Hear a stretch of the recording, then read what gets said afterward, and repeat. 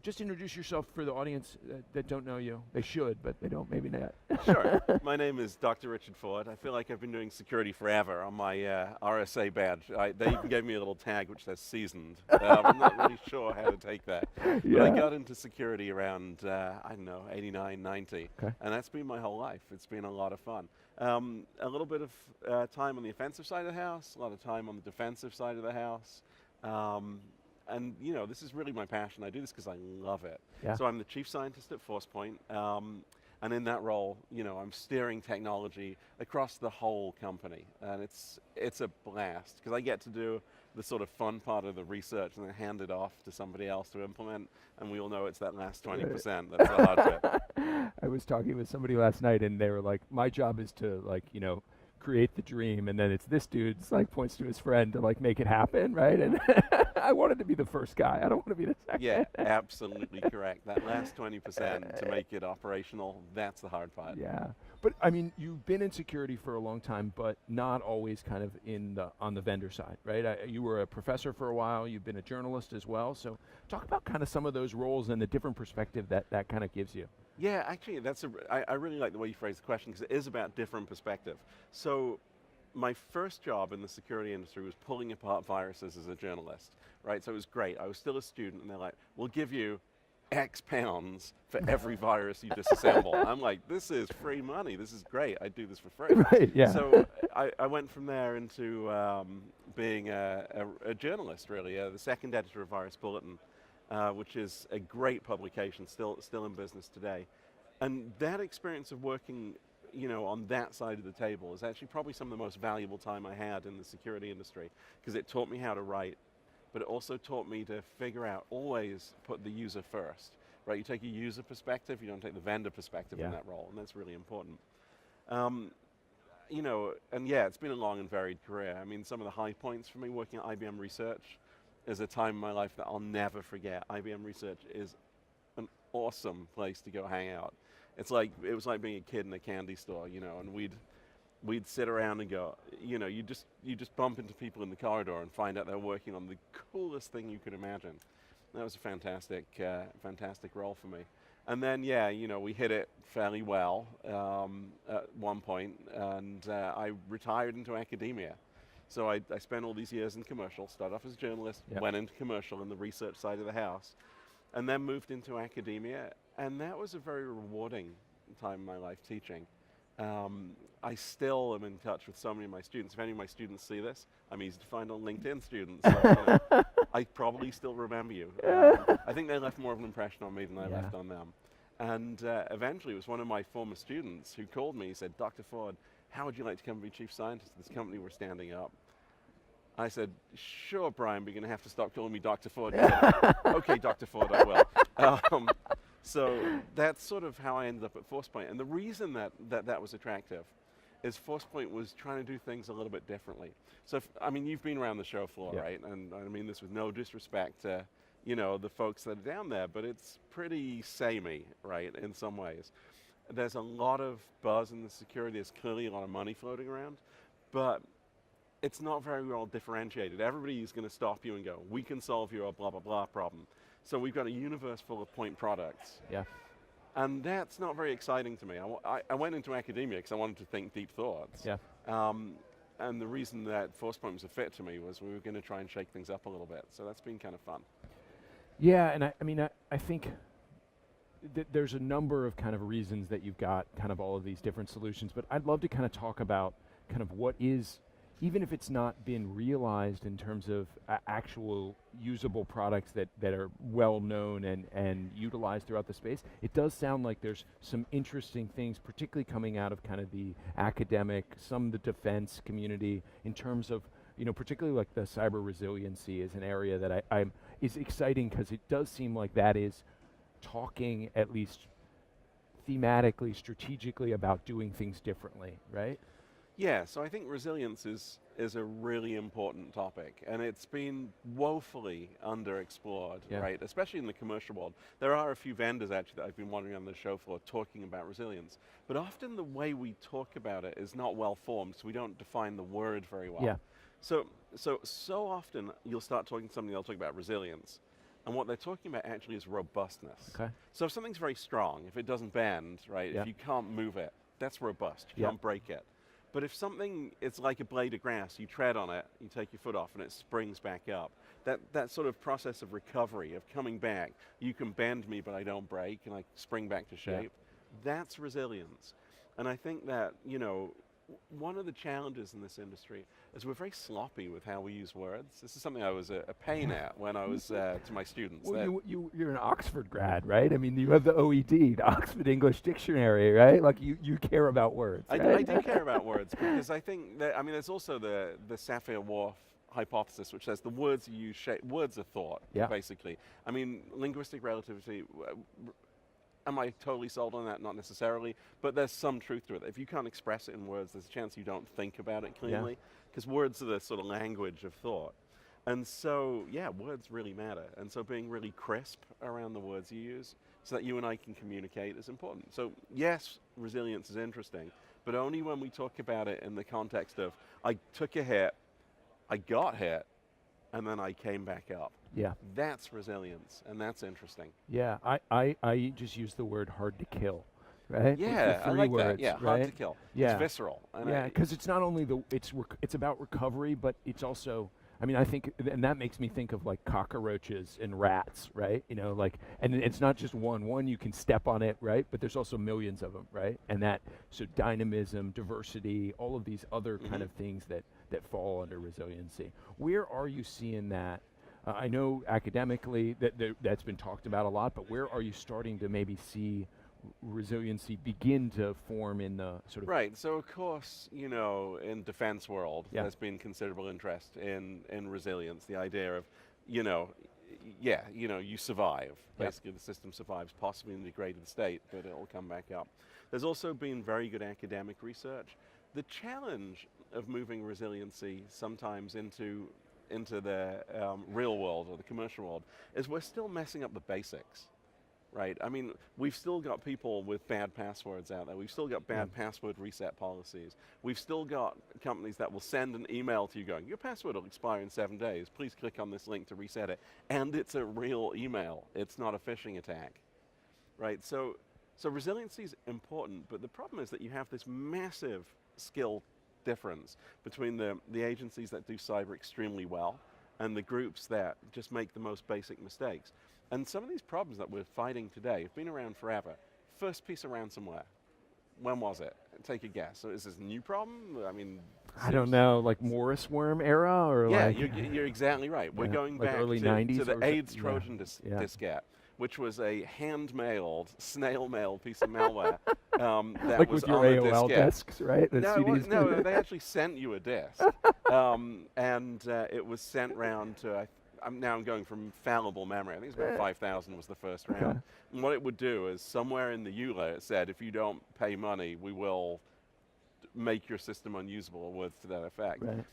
And we're still dealing with that problem. It's the newest thing that's come out. WannaCry was exactly that problem, Yeah. right? It just didn't use 5.25-inch disks. Yep. It was a little bit faster, but it's exactly the same problem set.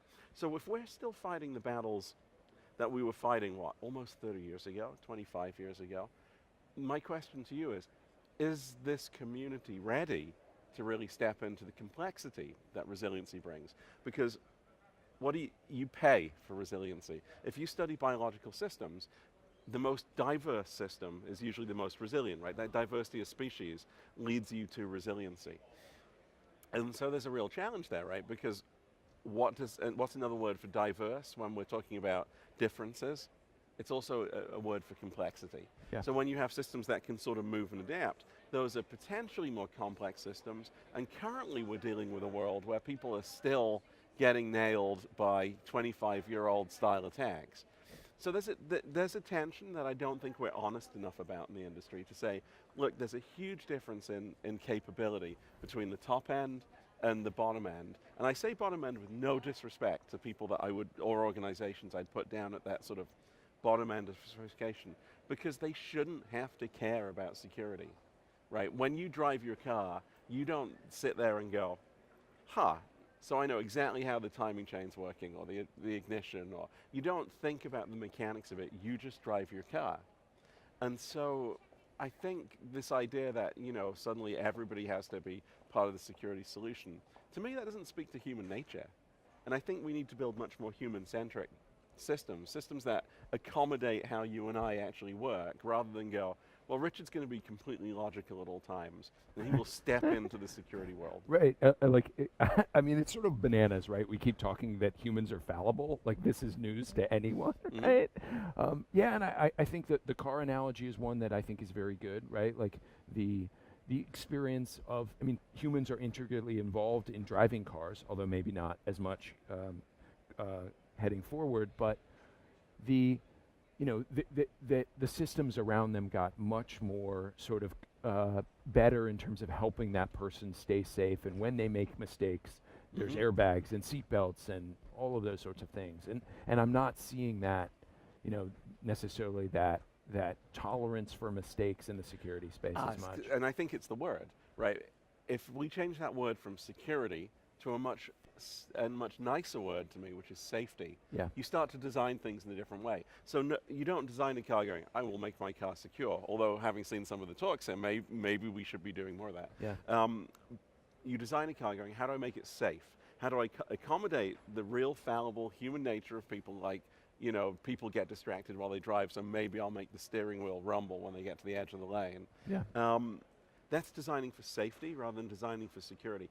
And I like the difference in mindset very much, because I think that when you switch to a safety mindset, you become more human. You go, what's the human really going to do? Rather than saying, you must be sitting and thinking about security at all times. Because guess what? You don't. Yeah. And you shouldn't have to, right? Security is a means to an end. Well, so, I mean, you've been in this a long time, right? Thinking about it deeply on all kinds of levels. When you see people starting to think from that sort of cyber safety perspective, what are they doing? What are the kind of like top 3, top 5 things that kind of, if you're thinking from a safety mindset, they're doing? Well, the first thing is that you recognize people are people. Yeah. And bluntly, the next 4 things are all recognize people are people. I mean, that's Look back at number 1. Yeah, exactly. That is the key Yeah. to a safety-based system, is that you should make the default safe. Yeah. You should make the default usable for what the person is trying to accomplish too. So if your car wouldn't start because it's so safe, Right. that's not very helpful, right? So it's really this sort of very human-centered design that looks at how you and I will naturally operate those machines, and how we can use that as a way of accomplishing a task. Remember, again, I think we've touched on this, security is a means to an end. It is not an end in and of itself. I don't do security because I'm doing security. I do security because I'm trying to keep my people and my data safe. Yeah. And again, there's a lot of that security culture where security, it's like the cult of security, where security becomes the thing. Right. And I like to remind people that security is a way of getting something done. You don't sit down at your computer to do security typically, unless you're one of maybe 10 people in an organization. What you do is you sit down in security to do business. You sit down on a computer to do business. And security is an enabler to that business, but it's not your primary focus. Yeah. Yeah, I mean, I think I've heard it a lot, kind of talked as sort of a measure of quality, just the way we measure other things. Security, particularly like in the development, software development world, like security should sit just the way it does next to performance or the ability to do the tasks, right? Security should be right there in the mindset, and I think that's true in every one of sort of like pulling security into the business, right? The business really should be the ultimate owner of security. Right, exactly, because security is a business function, because it is a business enabler.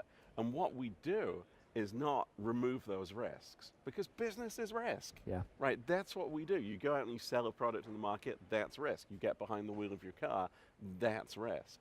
You do, and you accept it, and what you do is you mitigate that risk. So, we sometimes get into we're going to make it completely secure, we're going to make it completely safe. No, it's all risk. It's about managing risk in an intelligent way to let you do what you want to do. So, just to bring it down to a concrete level, on this show, we like to kind of talk about kind of things that we liked and things that we thought were cool. Where have you encountered something where you're like, hey, somebody really was using that mindset and they came up with something that I was like, that's a cool way to kind of think about safety or kind of human-centric kind of. Right. So, I mean, of course, us, Yeah. right? I mean, that's the reason that I'm here. Well, how do you do it then? What are the ways that you do it in your own product? Sure. So a lot of the design work that we do, it starts from the user interface. It starts with how's this product going to engage with the user. So one of the pieces of research I did with a colleague when I was back at university is we bought an eye tracker. And eye trackers are so much fun, right? So it's a little dual camera that sits at the bottom of the screen, and it'll show you exactly where the eyes are looking on the screen. And what we did was we got a bunch of students, and I think we paid them in pizza, which is like the universal student currency. Right. What we did was we had a little competition, and they had to complete some tasks with a timer, how fast and how accurately you can do the tasks. And that wasn't the experiment. The experiment was halfway through, some security warnings came up, right, from the machine. And we could see exactly how long they looked at their warning and what they were looking for. And what they were looking for was the cancel button, right? They didn't generally read what the warning was. They're like, let me get rid of this annoying box so I can keep on with my task, right? Is there a close button? No, really, it went to the top right. It was a very scary piece of research. What you have to do is design your interactions with the security product with the human in mind. So here's an example. If I'm going to interrupt you in a task with a security warning, if it's your flash is out of date, say, and needs updating, if you're not on the web, wait till you switch tasks. It's a much more human way of doing it rather than you're working on a script or a Word document, whatever, and suddenly this box pops up. Let's get in your flow. If I can put that distraction off till later in a way that still provides you the same level of protection, make it human-centric. And it's a very simple example. Also, start looking at risk adaptive rather than risk static. So one of the announcements we made at the show was dynamic data protection or risk adaptive protection. And the basic idea there is, you know, in human world, right, we don't just let somebody in through the door into our house and then pay no more attention to them. You know, you keep an eye on what they're doing and you adapt based on what they're doing. It's not, here are the rules for entering my house and, you know, that's that. And so this idea of adapting to user risk so that we can better protect the user is really important. You're not behaving like you, maybe I should sort of do a little bit more protection around that. And it's not just about maybe you're bad, it's maybe you're compromised. And I think, again, part of the mindset around this is you have to change the lens. When you start talking about those kind of systems, sometimes it's all about the bad user. It's still about user protection. It's about saying maybe your machine's compromised with malware and we should take care of that for you. Who else have I unfortunately, seen? I think we got to leave it there, just based on time. But Dr. Ford, this is awesome. Always a pleasure. I'm like a student too. I'm still going to call you Dr. Ford. Thank you very much. Awesome, appreciate it. Thanks.